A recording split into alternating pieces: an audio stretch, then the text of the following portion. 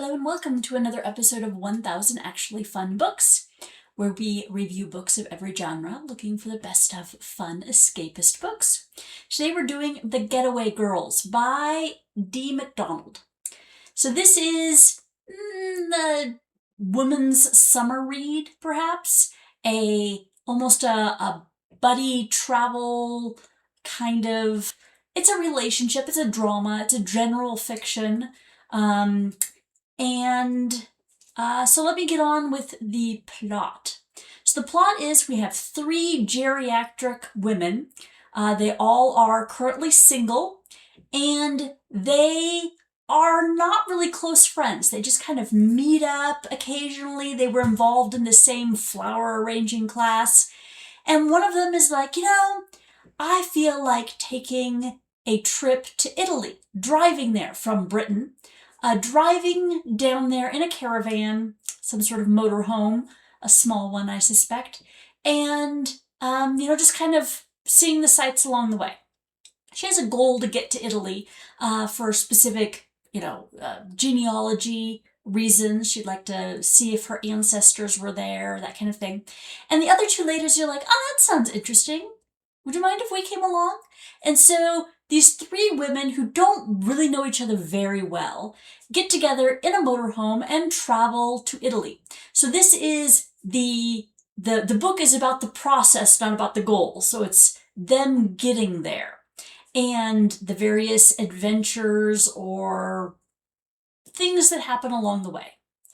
It's a very lighthearted book. So things I like, the tone is lighthearted. It doesn't take itself too seriously.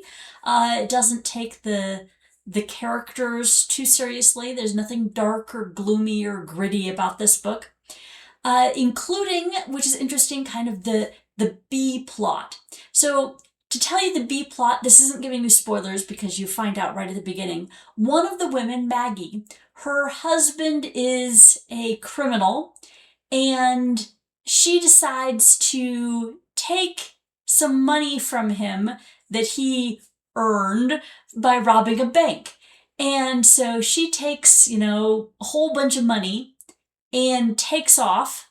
And so he is kind of chasing her throughout the book because he wants his money back.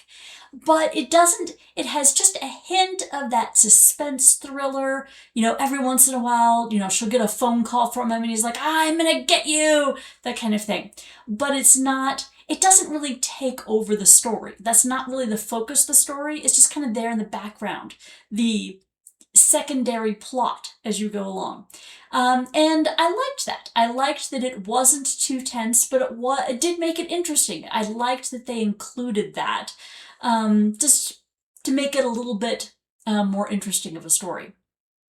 They do have some practical aspects. So the idea of three strangers trying to get to know each other, which is really what the main plot is about, is their relationship, and they're doing things together. Sometimes they rub each other wrong, and sometimes they are getting to know each other and they just tell stories about their past or their relationships or whatever it is. And yeah, it's mostly about them. And some of the aspects of that, the practical things, like how do they find some place to camp in their RV? And there were some practical aspects of this travel trip that I liked. I did like it was very British. So they talk about, for example, getting this new RV and then having to drive on the wrong side of the road. Very British. They name things that are very British in that respect. I think that was fun. I liked the fact that despite the fact that they have lots of discussion about sex in this, and including one of our geriatric ladies is like constantly on the lookout for a younger man. And she goes off and spends the night with him, but there is nothing explicit in this, not at all. I'm not even sure if there are actually any kisses, although she does lose her bikini top at one point. Nothing is described. It's just more like everybody's like, oh, it was obviously too small. And I appreciate that it wasn't explicit because probably nobody really wants the explicit description of 70-year-olds anything. Anyway, so those are the things I liked. There are some things I didn't like. So this really isn't a laugh out loud book, despite the fact that right on the front we have a comment that says laugh out loud as one of the review descriptions of it. It really wasn't that funny. It was lighthearted, but not really. I didn't find it humorous. It was just, kind of superficially light. So I didn't love the fact that I was expecting more humor than it really was. If you go into it not expecting the humor, you would probably be fine with that. It wouldn't be noticeable.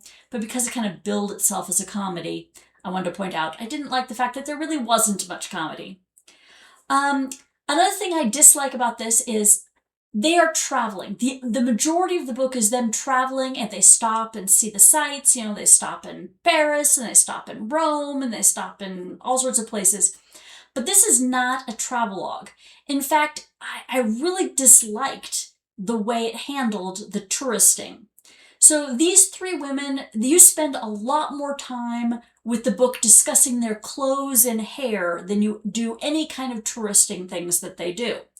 They like to stop and shop and have wine, not really see the sights. And when they do occasionally see the sights, maybe they go up to a tall lookout or they have an incredible view. And the way the book does it is they looked out and it was a spectacular view. They loved the view. They comment on the view. But you as a reader you're not immersed in this. By somebody saying it was a spectacular view, you're not picturing it with the characters. The author does not bother describing things. They go to a museum and it gives one sentence of, there was a lot of porcelain in the museum. And that's it. And, I found that disappointing because I would have liked, if I was them, I would have wanted to see a lot more sights. And me traveling with them as a reader of their story, I would have liked to have enjoyed the sights along with them. And it doesn't do that at all. The focus is not on the travel. They go from place to place and they meet new people and they do more shopping and more wine drinking and more hitting on various men, but it's not really about where they go. And I didn't really like that. I would have liked a lot more focus on that, I think. The last thing actually is the characters. I didn't really like two of the three characters. Maggie, the one that took her ill-gotten gains and made off with them, I liked her as a character. I thought that she was a pretty good character. But the other two, not so much. So one of them, Gil, is all about the sex, all about getting together with younger men. And she kind of sleeps around the whole time, She stops somewhere and is like, hey, there's a guy. And, she spends the night with him or whatever. And that was that and her makeover. They did a makeover on her because she had a really horrible beehive, hairdo, caked on makeup. And by the end of it, she's looking a lot better. And so those are the two things that you focus on, her looks and her love life. And neither of them made her a very interesting character, in my opinion.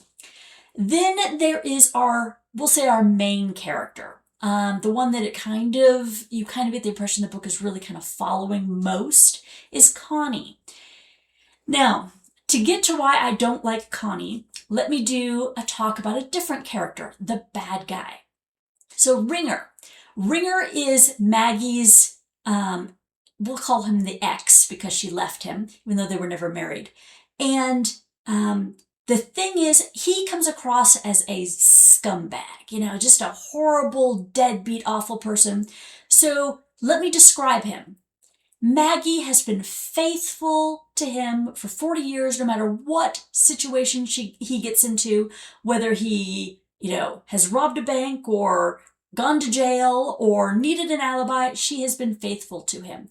And he has, at this point in life, kind of lost interest in her, because Maggie is boring, and then there's younger women who I'm much more interested in. And he kind of decides that it's slow, but it's very clear he is leaving her for other people because she's dull and boring and, Now let's get to Connie, our main character. She was married for 40 years, just like Maggie was with Ringer for 40 years, and she decided her husband was dull and she went out and had an affair and left him. And I'm sitting there going, okay, this is the exact same thing that the bad guy is. The bad guy is considered a horrible person, rightfully so, because he is leaving her for a younger bimbo after 40 years of faithful commitment that she had, because she's boring and dull and not as attractive anymore. And he's having affairs with younger women. And Connie is leaving her husband who's been faithful to her, and she's going out and having affairs because he's boring. And I'm like, it's really weird the way the book treats this. They treat Ringer as a bad guy, and they treat Connie as so brave to have done this, so inspirational. And I am thinking, gag me. It's awful. She is a selfish person. She's a bad guy, just like Ringer, as far as I'm concerned. As far as the moral stance here on her commitments is in the trash. She's awful. So this came out right at the beginning of the book, and if it was a one-time thing, like they mention it once, and it's the impetus for why she's doing this travel thing on her own, it would be a lot more forgivable as far as I'm concerned in a story. But it comes up over and over and over again, including this conversation where the other women are praising her for her daring to choose to do this, not noticing the hypocrisy because they are like, Ringer is such an awful person. I hated that. I really hated that. I don't know that many people reading this book would actually notice those parallels, but I sure did. And it really irritated me. I did not like Connie at all, because that is her main character trait. The fact that she left her husband to go on this trip and, have affairs with other men, and it just revolted me. So I did not like that. Overall, I had a really tough decision on whether I wanted this to be an okay book or a disappointment. To me, personally, I found it a disappointment because it didn't live up to my expectations. I expected it to be humorous, and it wasn't. I expected it to be a travelogue, and it wasn't. I expected to like the characters in the relationship, which is what the main story is about, and I didn't. But it does have that lighthearted summer read. A lot of people would probably really like this book. They would probably really enjoy it. In fact, it was recommended to me by somebody that, just thought it was great. So what did I personally think was recommended? I don't know that I would go out of my way to recommend it to anybody. I have to put it as a disappointment. I think that a lot of people would disagree with me on this, but I didn't like it. And there was just too much I didn't like, not enough to balance it on things that I really liked. There wasn't anything that stood out and was like, yes, this was one really great part. Instead, it was just kind of mostly mediocre. It was the kind of book that I would put down and really didn't want to get back into. I just didn't enjoy it. So it's a disappointment. Oh well, maybe better luck next time, right? Okay, well, thank you for watching, and I hope you join me next week.